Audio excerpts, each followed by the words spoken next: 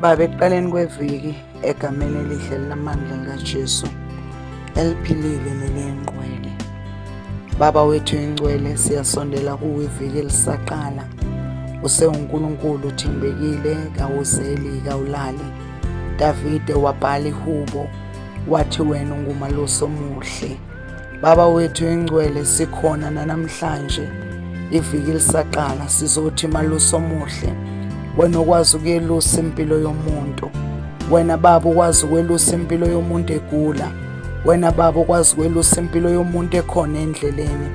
Wena Baba ukwazi ukwelusa impilo yengane iye esikolweni. Wena Baba ukwazi ukwelusa impilo yomuntu ehleli ekhaya. Namhlanje ekseni sizokhuleka egameni elihle linamandla likaJesu ukuthi Baba ekuqaleni kweviki asimbonanga uNkulunkulu ofana nawe. Sizokhulekela Baba protection throughout the whole week egameni elihle linamandla likaJesu. Kunabantwana bakho Baba bavuka ekseni baye emsebenzini, indlela ineyiphithiphithi, isitha akasithulile. Baba wethu engcwele, abanye bangene emotweni kuneyingozi isithe sihlelile. Sizothi aba Baba nasekuseni, sizothi mdala weinsuku, wena ongozeli ongalali, wena Baba uphethe impilo yomuntu entendeni yesandla sakho.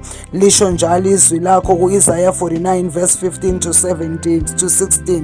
Wena uNkulunkulu othembekile, sizokhulekela Baba ingane zesikole ezihamba ngeenyawo, ezihamba Baba ngamathekisi, ukuthi wena uNkulunkulu ophilayo, onomusa nonamandla. Wena Baba ungumdala weinsuku. Baba, we are praying for your protection throughout the whole week. Baba, sikhulekela ingalo yakhe namandla ukuthi Baba isihole eqaleni kweviki kuze kube sekupheleni kweviki.